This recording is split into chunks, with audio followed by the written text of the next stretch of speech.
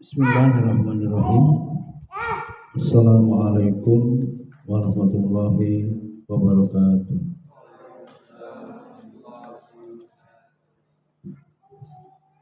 Innal hamdalillah nahmaduhu wa nasta'inuhu wa nastaghfiruh wa na'udzu billahi min shururi anfusina wa min sayyiati a'malina. May yahdihillahu fala mudilla lahu wa may yudlilhu fala hadiya lahu. Asyhadu an la ilaha illallah wahdahu la syarika lahu wa asyhadu anna Muhammadan abduhu wa rasuluh. Allah ta'ala ba'da na'udzu billahi minasy syaithanir rajim. Bismillahirrahmanirrahim. Ya ayyuhalladzina amanu taqullaha haqqa tuqatih wa la tamutunna illa wa antum muslimun. Qala Rasulullah sallallahu alaihi wasallam, taqillaha summa kunta wa atbi'is sayyi'atal hasanata tampuha wa likin nasa bihulukin hasanah. Allah batu puji dan syukur senantiasa marilah kita panjatkan kehadirat Allah Subhanahu wa taala atas segala curahan nikmat dan karunia-Nya. Alhamdulillah pada kesempatan pagi hari ini kita dapat hadir di majelis ilmu pekanan seluruh santri dan guru sekolah tahfiz cendekia dan salawat dan salam terus tercurah kepada suasana kita Nabi Muhammad sallallahu alaihi wasallam, keluarga, para sahabat, tabi'in, tabi'ut tabi'in, dan kita semua umatnya yang istiqomah mengikuti jalan langkah beliau ila yaumil qiyamah. Hadirin rahimakumullah, materi kita pada pagi hari ini bagaimana sukses santri dalam belajar, dalam thalabul ilmi, dan bagaimana hubungan antara santri terhadap guru, adab santri kepada guru, adab guru kepada santri, itu ada ketentuannya yang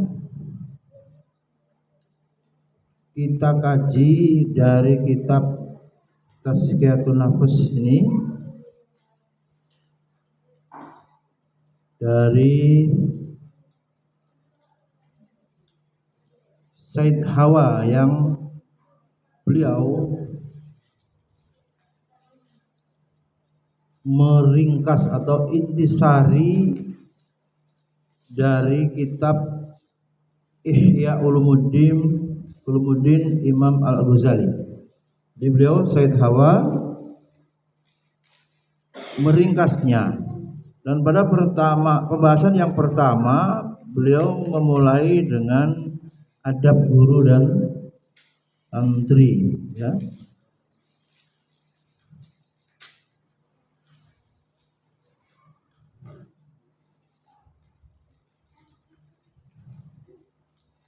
Alhamdulillah kemarin pekan lalu telah kita kaji tazkiyah qabla ta'lim, tazkiyah qabla tarbiyah, tazkiyah qabla ta'dib.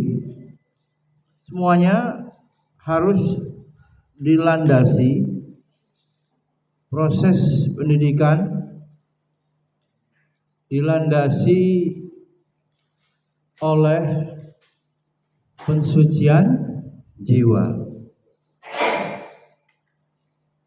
Apa santri? Biar bisa berhasil pendidikan, pembelajaran, pengasuhan, apalagi semuanya harus dilandasi oleh apa? tazkiyatun nafas. Mengapa demikian? Silahkan dijawab. Pertanyaan untuk anak SD. Akan diberikan hadiah uang. Anak SD. Ya, dibagi. Tidak boleh lama-lama, biar tapi waktunya efisien. Mengapa harus dimulai dari tazkiyatun nafas? Ya, Zaid mau jawab. Langsung. Karena hati bersih. Kalau diumpamakan menanam, bagaimana? Petani awalnya harus membersihkan lahan. Sama dengan guru santri membersihkan hati. Baru bisa diisi dengan ilmu. Baru bisa ditanami dengan tanaman, pohon atau adi, ya, tumbuhan tertentu. Betul? Maka santri bagaimana, Rafa? Harus mensucikan jiwa. Guru harus mensucikan jiwa? Lebih harus, karena guru yang menyampaikan cahaya ilmu hidayah itu. Baik, silakan. Kemudian, ya, siap-siap pertanyaan nanti ya di sela-sela.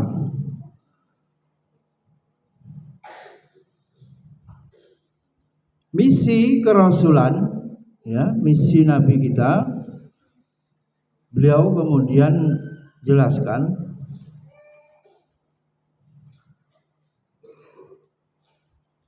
tazkir, ta'lim dan tazkiyah. Ada istilah tazkir. Kemarin udah, Din, jangan dibawa pulang. Din, di sini ya. Apa itu tazkir, Din? Oh, nggak usah banyak alasan ini tuh. Udah biarin situ.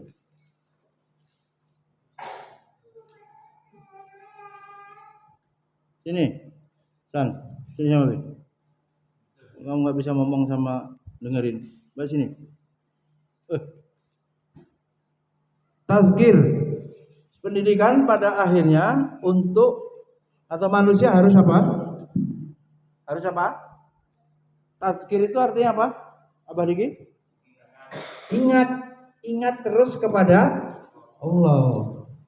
Ini banyak beraktivitas ibadah atau berdakwah, beramal soleh, tapi teracuni, ya, terkotori niatan dunia. Sehingga apa? Sehingga tidak memperoleh atau tidak berhasil sampai kepada Allah. Kenapa orang harus selalu diingatkan? Fadzakir, dalam satu ayat itu, tanfa'u dzikra lil mukminin, beri peringatan karena orang lupa. Al insanu mahalul khata' wan nisyan. Ya, apa itu peribahasanya Mbak Alif yang sekolahnya banyak ngurusin itu apa? Panas bagaimana? Setahun itu apa? Hilang, ya, dengan hujan satu kali. Gimana maksudnya? Kekufuran kan? Manusia itu berapa banyak nikmat yang Allah berikan, hanya kemudian sakit sehari, sehat setahun umpamanya, lupa sehatnya yang setahun, seolah-olah Allah memberikan apa? Ujian itu lebih banyak, atau sakit, balak, musibah itu lebih banyak daripada nikmat. Tidak mungkin. Tidak mungkin. Maka dari situ manusia itu gampang kufur nikmat, lupa. Ya. Mau mencari ilmu kan untuk sampai kepada Allah pun lupa ingin nilai, lupa ingin ijazah. terlupakan ingin dunia, kan begitu. Hakikatnya lepas, tidak sampai kepada ma'rifatullah, tidak sampai mengenal Allah. Oleh karenanya, ya menyekolahkan anak juga sama. Para wali ini susah payahnya itu kadang-kadang ya terkotori, semua sama manusia. Terkotori dengan niatan-niatan atau urusan-urusan hubbud dunia, tenggelam oleh perkara dunia, tenggelam oleh godaan-godaan dunia. Nah, Nabi kita ya ditugaskan oleh Allah itu untuk mensucikan. Nah, kalau Nabi ditugaskan itu, ya guru apalagi, orang tua apalagi, ya harus melakukan. Ya. Maka siapa yang terus ingat kepada Allah, kemudian terus tidak meninggalkan menuntut ilmu taklim, ya, maka besar kemungkinan ini baru-baru harapan dia bisa mensucikan jiwa. Tidak mungkin tanpa ingat kepada Allah. Kalau zikir di mana yang luas, bukan hanya mengucapkan subhanallah, alhamdulillah, Allahu akbar, tapi seluruh aktivitasnya bernilai ibadah kepada Allah, bernilai ketaatan kepada Allah. Di antaranya juga dengan menuntut ilmu, mengajarkan ilmu, berbuat kebaikan di muka bumi, membuat Allah ridho. Poin-poin itu pada akhirnya ingat, ya, bermuara kepada mengingat Allah. Dalam tugas resum yang pertama, coba itu apa yang hendak dilakukan, amalan yang ingin dikerjakan, ditanyakan kepada diri masing-masing kita, apakah Allah meridhoi? Apakah Allah meridhoi amalan perbuatan yang kita lakukan? Tentu kalau ridho Allah itu ukurannya syariat. Apakah syariat membenarkan? Ya. Sebagai pengasuh yang bertanggung jawab, disiplin misalnya, dibagi tugas piket misalnya. Sebagai marbot yang dia memilih hidup tidak bebas dengan di tempat umum berupa masjid, tempat ibadah, bukan pribadi. Di situ melekat ada hukum sosial, tidak tertulis tapi harus dilakukan. Seperti ya tentu saja otomatis, ya, syiar dakwah masjid, otomatis menjaga kebersihan masjid, otomatis. Maknanya tidak harus ada tulisan, peraturan segala macam. Itu sudah menyatu. Lihat kaca yang mulai kotor lagi setelah lebaran nggak dilap, coba. Piket itu coba pakai logika yang mana yang kotor itu yang dibersihkan. Itulah diantaranya ya, orang supaya ingat kepada Allah, supaya hatinya terus bersih, perlu tazkiyatun nafs. Hadirin rahimakumullah, pekerjaan paling berat sering saya ulang-ulang, yang tiada habisnya, tak berkesudahan, apa itu? Menjaga hati. Di dalamnya nanti berbolak-balik. Tentu saja di sana ada hati itu raja, akal itu panglima, anggota tubuh ini prajurit. Nah, ini Imam Al-Ghazali kemudian bagaimana struktur di dalam diri manusia itu dipengaruhi apa? Ya. Iman bisa maksimal kalau akalnya cerdas. Maka kemarin taklim malam atau kapan, seandainya orang-orang yang jenius, sekiranya orang tua yang anaknya ditakdirkan cerdas, jenius ya, intelijensinya, cobalah wakafkan untuk agama. Apa? Didik dia menjadi ulama. Umat menunggu. Agama ini bila dijaga oleh orang-orang yang cerdas, yang orang-orang itu faktanya memilih pada profesi yang basah, menjadi dokter, menjadi arsitek, desainer, teknik, tidak mau mendalami mengurusi agama, sehingga apa? Dai ini kurang, ulama ini habis, ilmu Allah semakin tidak terjaga dengan wafatnya para ulama. Maka para ibu ya, ummahat, bagaimana itu? Allah perintahkan, apa usahamu melihat itu? Apa antum menjadi penonton? Antum menjadi tidak ada kontribusi sama sekali dalam penegakan dinul Islam ini. Dari rahim-rahim seorang ibu, ibunda para ulama, diharapkan terus ya memproduksi generasi penyembah sujud, penyembah Allah yang sujud kepada Allah tanpa henti, karena Allah tidak menurunkan nabi lagi, karena Rasul bangga dengan jumlah umatnya yang banyak. Ana mukasiru bikumul umam.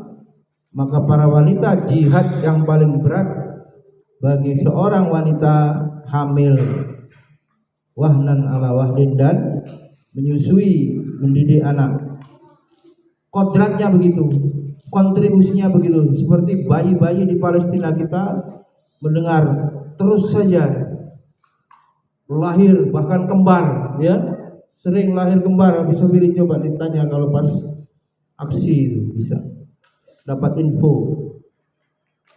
Bela Palestina, banyak keajaiban di sana yang membuat anak-anak Gaza itu terus ada, terus apa namanya, tidak putus generasi.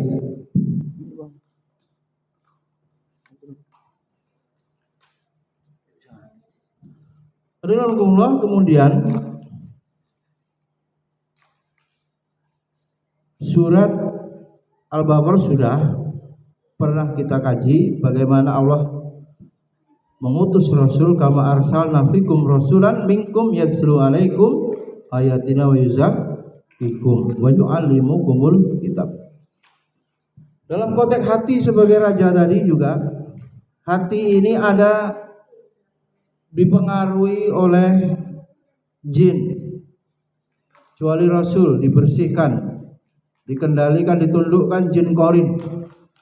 Belum lagi ada hawa nafsu yang mengajak, kita paham nafsu, ada inna nafsa la amaratun bisu, nafsu yang menyuruh kepada perbuatan dosa.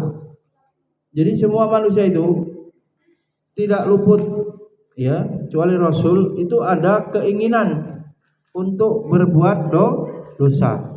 Juga di Quran, fa'alhamaha fujuraha wa taqwaha. Maka antum cek, kalau tidak dijaga, tidak disucikan, yang terjadi apa? Atau ada wali yang berpikir, anak saya itu belum mondok, itu baik-baik saja di rumah, ya belum muncul potensi aslinya, kan masih berkembang. Ibarat tunas bagaimana Naila, baru muncul. Itu nanti bunganya warnanya apa kan belum utuh.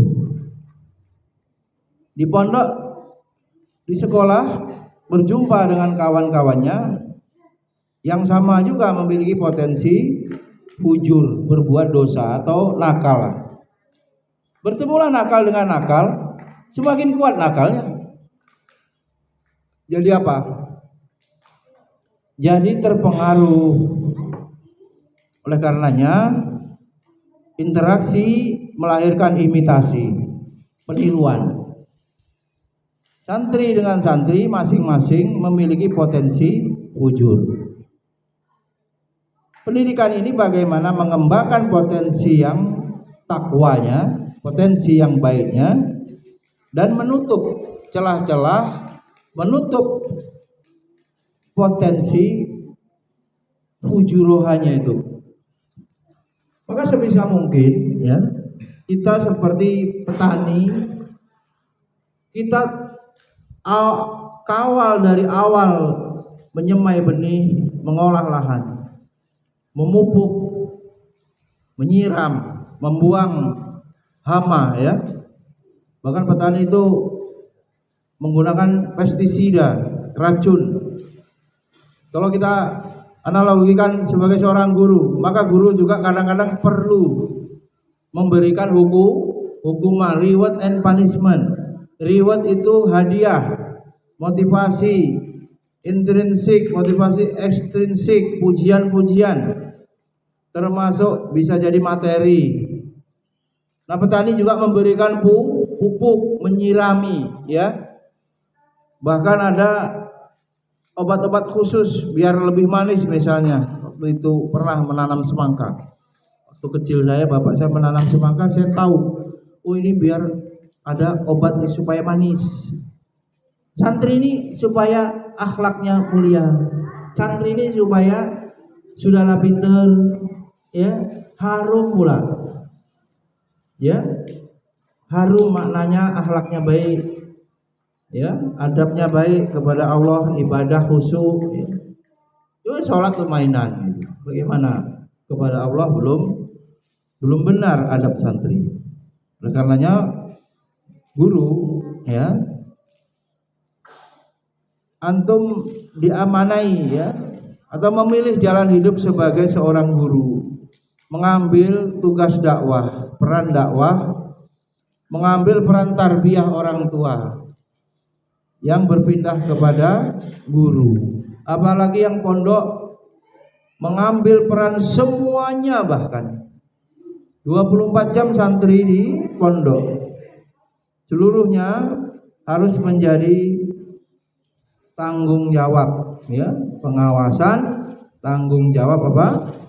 Pengasuhan, tanggung jawab pengajaran, tanggung jawab bimbingan, tanggung jawab pembelajaran, semuanya. Hadirin Allah, beliau Sayyid Hawa kemudian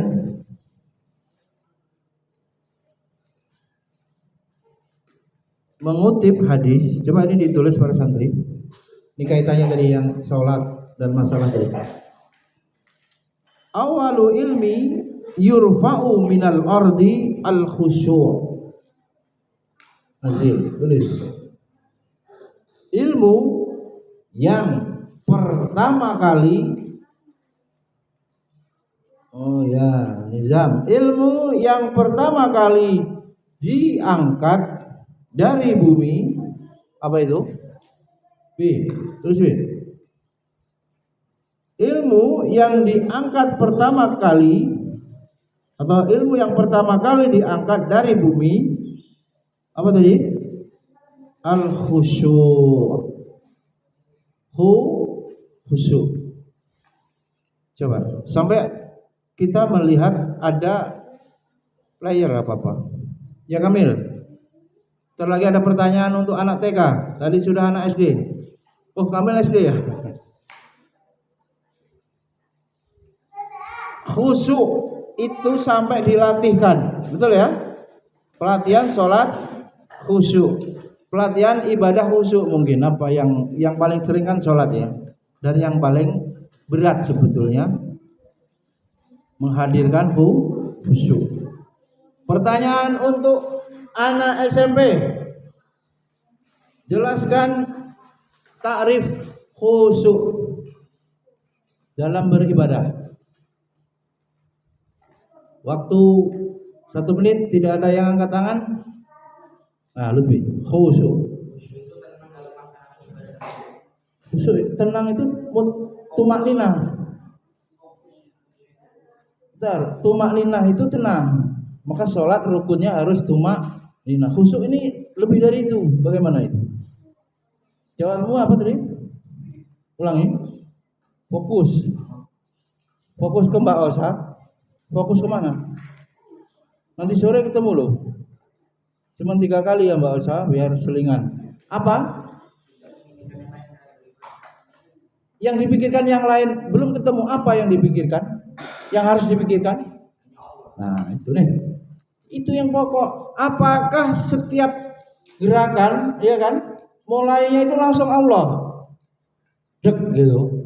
Salat diawali dengan apa? Takbir. Baru kemudian membaca ta'awudz, basmalah. Bila langsung iftitah, apa yang diingat? Malah ingat barang-barang. Ingat apa? Utang, yang punya utang. Ingat dosa. Bagus. Kalau ingat dosa. Tapi ingat urusan dunia. Dan itulah godaan setan khusus dalam sholat. Membuatnya apa, Bi? Lalai. Hakikatnya dia menghadap Allah itu apa? Teralihkan konsentrasi fokusnya itu kepada selain Allah. Apa saja? Kalau abadi misalnya di piring ada wajahmu, kan begitu? Ya, bisa piring. Orang jatuh cinta kan? Di mana lagi lagunya itu? Mau makan ingat kamu. Harusnya ingat Allah, kan begitu. Mau tidur ingat kamu. Harusnya ingat Allah. Pas sholat itu akan tambah loh, beda ya. Karena kita kalau beraktivitas ini pikirannya kan lepas gitu. Lepas maknanya gimana Bro Rizdo? Apa saja kita urus. Pas sholat itu kita sambil dengarkan imamnya, kalau makmum itu kita kadang belayang pikirannya. Iyalah, bisa kemana-mana kan, ingat semua kunci, lupa narok bisa ingat. Di situ sering disampaikan lupa sholat berarti ingat. Parah berarti ya, harus ingat Allah, ingat selain Allah, dan itu cilakanya waktu sholat. Itu korelasinya gimana, Bi? Febri? Pasti di hatinya itu kotor. Sebab ketika sholat ini, ketika harus khusyuk ini, dia bisa ada dalam kondisi khusyuk ini bila hatinya bersih, jiwanya suci. Hati itu langsung connect, nyambung ininya, sinyalnya itu, radar imannya itu nyala langsung karena terkoneksi. Coba lihat itu Abu Febri tafsirnya surat Al-Fatihah itu bagaimana dijawab oleh Allah. Setiap kita mengucapkan alhamdulillah hambaku memujiku, kata Allah begitu. Bayangkan itu. Maka di sini proses tazkiyatun nafas para santri sekaligus nih kemarin siang, terus terang Abi sudah 8 hari itu kok ribut terus ya. Kenapa ini? Mengarus kadang-kadang dimarah. Karena Abi marah, antum waktunya menghadap Allah, adab di masjid malah tidak dilaksanakan. Harusnya murojaah, harusnya duduk tenang, malah ribut, malah ngobrol, malah lari-larian. Apakah tidak boleh lari-larian ngobrol? Boleh. Waktunya istirahat. Hidup ini harus apa? Mengikuti apa? Adab dan peraturan. Tidak ada di muka bumi ini yang tidak ada peraturan. Pasti ada. Ya. Pasti ada peraturan, pasti ada tata tertib. Ya, oleh karena itu para santri ditegasin. Bisakah sholat khusyuk kalau ribut? Ya, Fikri, bisa nggak sholat khusyuk? Kawan sampingnya ribut, Pak, bisa nggak? Nggak bisa. Selain hati bersih, memang juga mengaruhi apa? Keadaan sekitar. Otomatis lah. Bagaimana ketenangan itu, suasana, ya. Bahkan orang memakai AC, memakai kipas supaya panas udara itu membuat ngeluh bisa dihindari nih. Ya kan? Bersolat Allahu Akbar, panas. Pernah ya, kipasnya belum mati, belum dihidupin atau AC-nya. Saya juga mengalami itu, masuk. Kemana sih?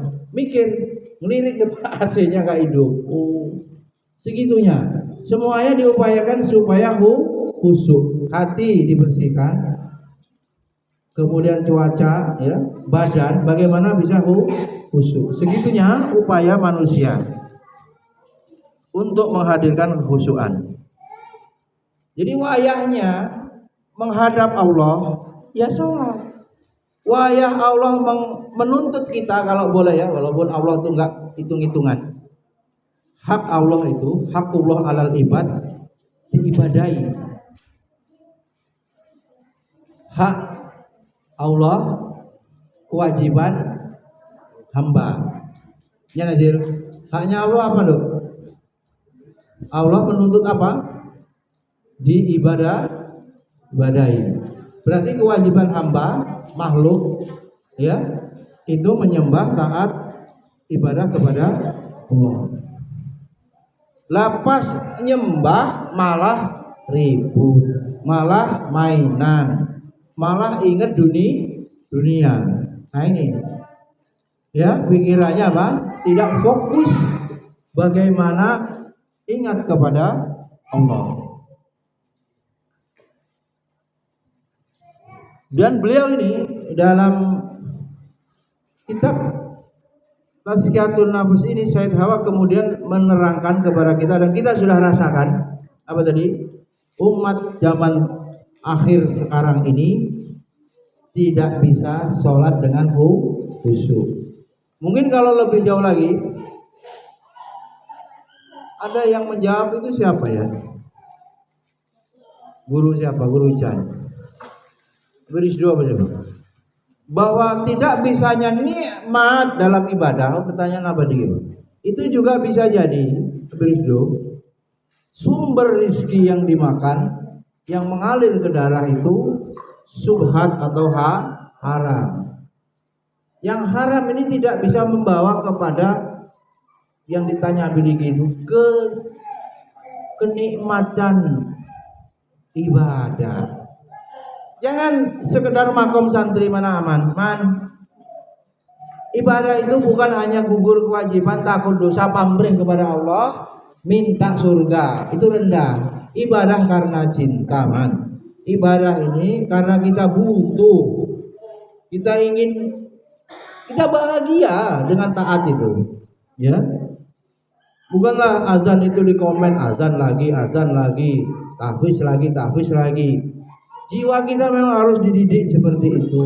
Itulah ketetapan syariat yang bisa membuat manusia jadi baik. Mana bisa HP Oppo ini mau didandani pakai manual book, HP Infinix, tak bisa.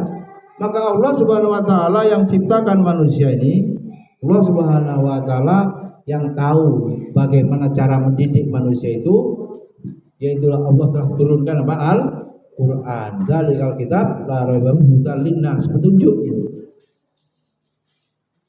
Bahkan Quran menjadi obat. Bisa ya dipahami tadi, sulit khusyuk sampai rizki. Karena rizki yang haram ini menjadi orangnya yang pemakan rizki haram menjadikan orang itu mudah dosa, dorong dosa. Ini bagaimana itu? Kalau ada cerita pilihan-pilihan itu maksiat. Ada seorang wanita, ada seorang apa? Pilihan dosanya ada untuk membunuh orang, ada minum minuman keras. Ya. Aisyah. Minazil Aisyah. Tiga ini dihadirkan kepada manusia, suruh milih nih, mau berbuat dosa, membunuh, atau berzina, atau minum minuman keras. Tiga pilihan dosa ini ketika manusia memilih dengan berpikir, membunuh berat, berzina berat, paling ringan apa? Meminum minuman keras.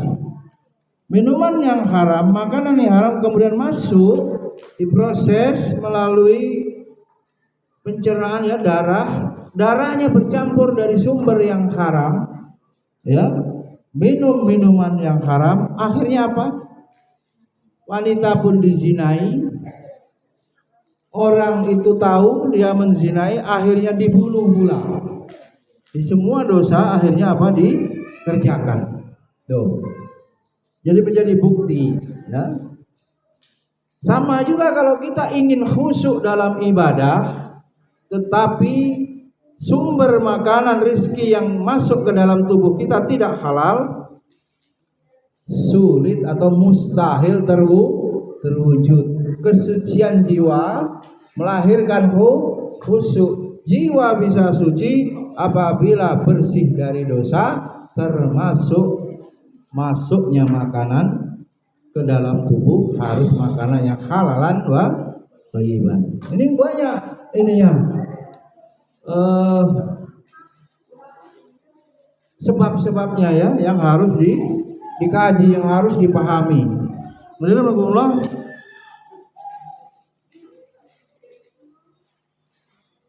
khusyuk ya sebagai upaya untuk sampai kepada Allah, ini harus kita latihkan ya kepada diri kita, kepada santri-santri ini yang ada, bagaimana bisa terwujud. Kata beliau, zaman sekarang ini banyak sekali orang yang hubbud dunia. Hijabnya apa? Untuk sampai kepada Allah terhijab cinta dunia. Penghalangnya supaya bisa sampai kepada Allah dan di dalamnya ada khusyuk, apa penghalangnya? Cinta dunia, ya, diantaranya. Dan takut kepada kematian, ya, takut kepada kematian. Yang awat ini belum ada yang dapat hadiah, ya. Yang awat belum ada yang dapat hadiah. Bagaimana supaya bisa khusyuk dalam beribadah? Makanan dan minuman harus bagaimana? Ayo, yang akhwat, Aisyah. Ya, makan itu, ya. Siapa yang mau jawab supaya bisa khusyuk dalam ibadah? Ya, apa Naila? Angkat tangan. Bagaimana? Supaya bisa khusyuk ibadah, supaya suci jiwanya. Makanannya harus bagaimana? Apa? Halalan dan thayyiban, ya. Rizki yang berarti apa? Orang tua memberikan nafkah dari sumber pekerjaan yang halal. Betul ya, Ablang? Gampang pertanyaannya, hadiahnya 2.000 saja. Jadi apa nasihatnya? Bisa nggak cerita ke orang tuamu, santri? Kata Bimam, orang harus bisa sholat dengan khusyuk. Sholat khusyuk, Nazil, bisa terwujud kalau apa? Suci jiwanya. Makanya belajar tazkiyatun nafas. Supaya suci jiwanya, makanan yang dimakan dari sumber apa? Rizki yang halalan dan thayyiban. Berarti apa? Orang tua harus memastikan pekerjaannya halal, makanannya thayyib. Thayyib itu secara ilmu kesehatan, ya, baik, tidak berbahaya. Ini anak kemarin berobat, ya halal, makan apa ini? Yang pedas itu apa sih? Yang basreng, yang kerupuk-kerupuk apa nih? Apa?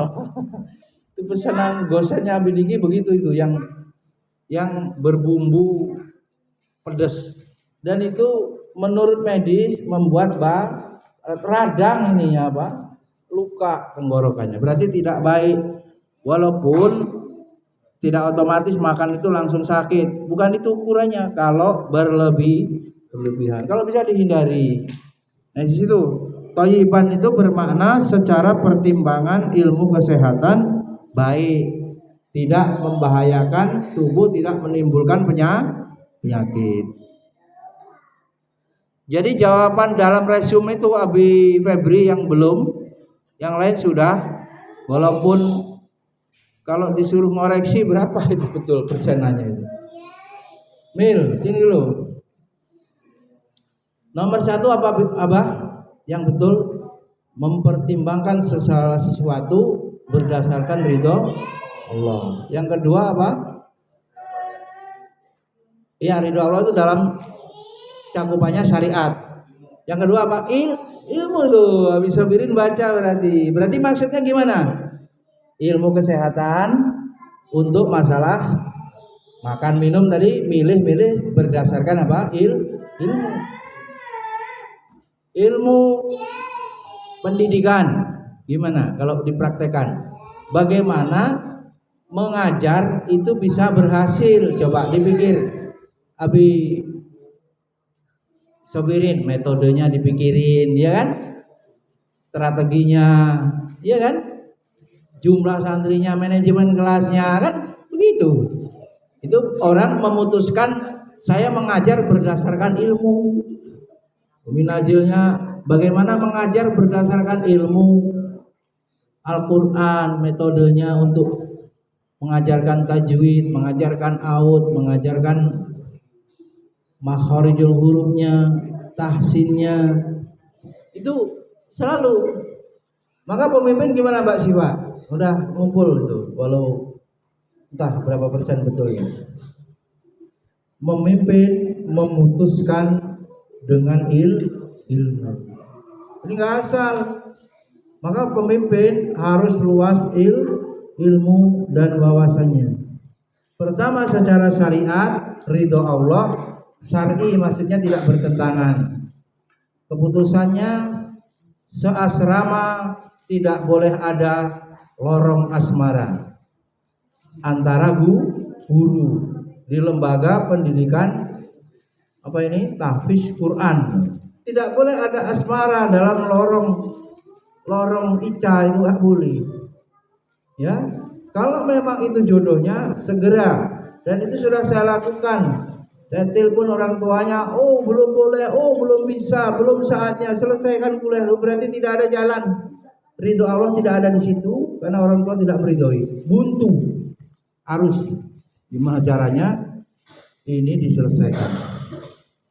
Baik, contoh itu dalam mengambil keputusan atau kebijakan.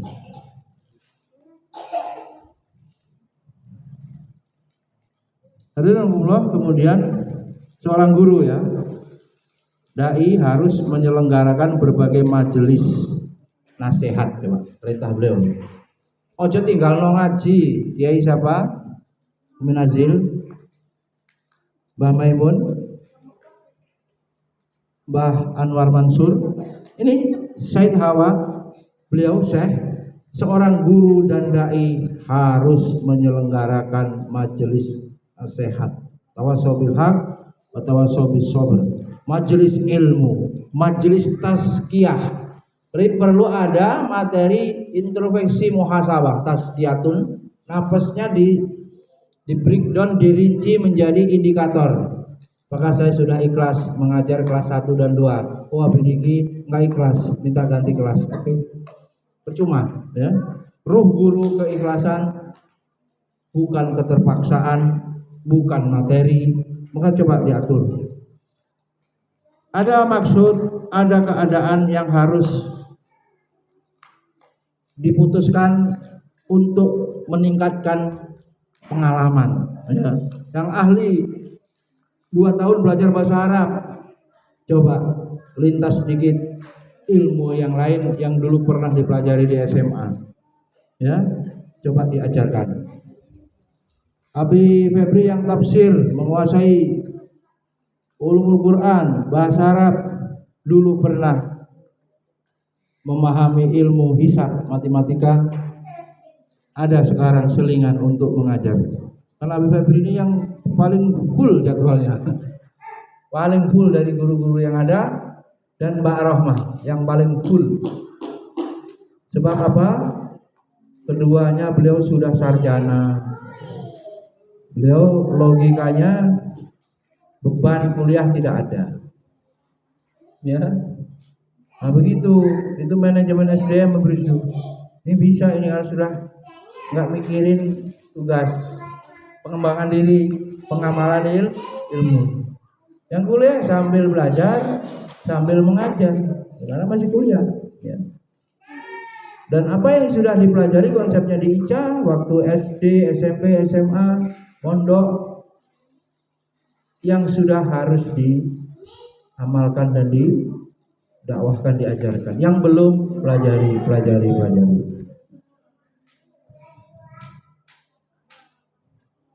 Kata beliau juga, sehingga mungkin bisa menggabungkan antara yang satu dengan yang lain atau membuat majelis umum untuk nasihat.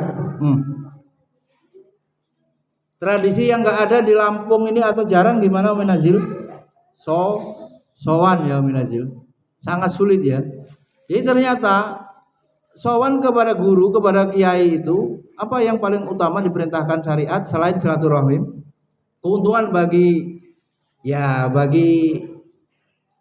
bukan kiainya ya, kiainya pahala ibarat. Keuntungan bagi santri atau murid apa itu doh? Dia harus sowan kepada guru. Secara sistem syariat memerintahkan apa? Meminta nasihat. Itu tidak terjadi. Mungkin di kita tradisi lebaran pun nggak datang. Meskipun Ramadan ketemu kan beda. Atau momen-momen tertentu secara khusus ziarah sowan istilahnya, mendatangi guru, meminta maaf ya, meminta doanya supaya barokah hidupnya. Nah ini sulit. Kok mau ketemu dosen di kampus, alah, tambah lagi, mudik semua dosennya. Di situ bedanya pondok pesantren dengan perguruan tinggi. Sulit kita mengamalkan, padahal ayat Al-Quran tawasau bil haq wa tawasau bis sabr ini diperintahkan dalam kitab ini bisa melalui majelis, bisa melalui personal sowan, hadir, datang silaturahmi kepada guru. Ya. Maka ini perlu ya. Diri kita itu ada dalam psikologi itu yang kita tidak tahu, orang lain tahu gitu. Ya. Paham nggak, Bah? Coba antum belajar psikologi itu. Kita ini ada ruang kuadran yang kita itu tidak tahu. Di situ kelemahan kita, di situ kekurangan kita, model buruk atau tabiat jelek kita itu yang tahu orang lain. Dan di sini kalau antum memahami halakoh itu dong, itu murabinya yang paling tahu ini sedang futur, oh ini sedang semangat ya, ini habis ketemu siapa kok berubah ini, ya bisa. Minggu lalu dalam halakoh ini Abi Adi ini semangat loh, kok minggu ini lesu, apa ini? Hah? Apa terbebani dosa? Kan begitu. Yang membuat kita tidak sampai kepada Allah dan berat perjalanan ini dosa. Punggung kita seperti di pundak kita ini memikul dosa. Ya. Ketemu yang Minazil mungkin ya nggak kerasan gitu. Coba ditanya mana Minazil? Kerasan di Jawa sana apa di sini ya Pak? Kalau boleh milih gitu, rasa-rasanya. Ya betah di Jawa lah, suasananya masih ada bagaimana guyub ya, bagaimana sowan tradisi itu ya. Itu kan tradisi Islam bersilaturahmi. Yang ada sekarang ini kita dihubungi, apalagi saya nih, kalau ada kepentingan. Yang parahnya lagi pinjem dulu 100, ini nemen ya, nggak pernahnya WA, nggak pernahnya dateng, tahu-tahu cuman mau ngutang. Dari mana? Adabnya itu terlalu jauh. Padahal Islam suruh silaturahmi, suruh apa? Menyambung hubungan itu emosional itu.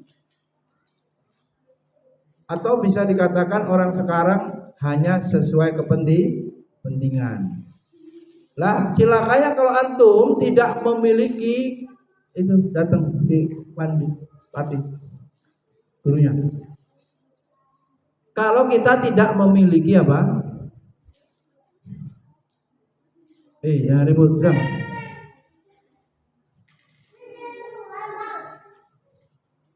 Kita tidak memiliki tempat, kita tidak memiliki teman, ya. Kita tidak memiliki guru kehidupan. Hidup ini berat, ya. Karena tadi itu apa tuh? Ada ruang yang kita tidak tahu tentang. Itu ada teorinya di psikologi itu tentang kelemahan-kelemahan kita. Yang tahu tuh orang. Maka kadang Abi Sobirin prediksi orang itu karena ada orang yang diberikan kemampuan firasatul mukmin, gimana Abi? Benar, mendekati kebenaran. Oh ini nanti lulusnya susah ini karena begini. Oh ini nanti cari kerjaannya susah. Oh ini ngelamar di sini nggak diterima. Kadang-kadang guru kehidupan itu seperti diberitahu. Sebab hatinya bersih, sebab niatnya tulus, tidak ada hubungan duit, hubungan bayaran. Maka sowan itu tadi, sowan kepada guru, minta nasihat akhirat, masa depan saya yang baik untuk akhirat, untuk saya apa, Pak Guru, Pak Ustadz, Pak Kiai. Terus bagaimana ekonomi saya supaya baik, begitu loh. Itu nggak terjadi di kita ini. Yang ada kepentingan. Mengantum kalau bimbingan skripsi modelnya begitu susah ketemu. Tapi kalau biasanya sudah sering ketemu, ya kan? Lebaran, silaturahmi ya, momen-momen tertentu, ada waktu, senanglah manusia itu. Ya, walaupun sibuk dia, sebentar-sebentar kita hadir itu hatinya hidup gitu. Besok antum belum selesai, ditanya sama dia, udah sampai di mana skripsi? Begitu. Ini sekarang yang ada cuek-cuek gak karuan, boro-boro mau ditanya, WA-nya belum tentu wah sibuk, nggak ada keterikatan hubungan itu. Gitu, pendekatan kolbunya nggak jalan, nggak ada koneksi hati dengan hati. Nah hubungan murid dengan guru itu seperti hubungan apa? Orang tua. Meskipun anak itu selalu atau terus saja nakal, terus saja ngeselin orang tua tetap, apalagi ibu, tetap menerima, tetap memaafkan kesalahan anak-anaknya. Itulah yang kemudian seorang guru bagaimana memiliki rasa kasih sayang, cinta kepada muridnya seperti orang tua kepada anaknya. Subhanakallahumma wa bihamdika, asyhadu an la ilaha illa anta, astaghfiruka wa atubu ilaik. Assalamualaikum warahmatullahi wabarakatuh.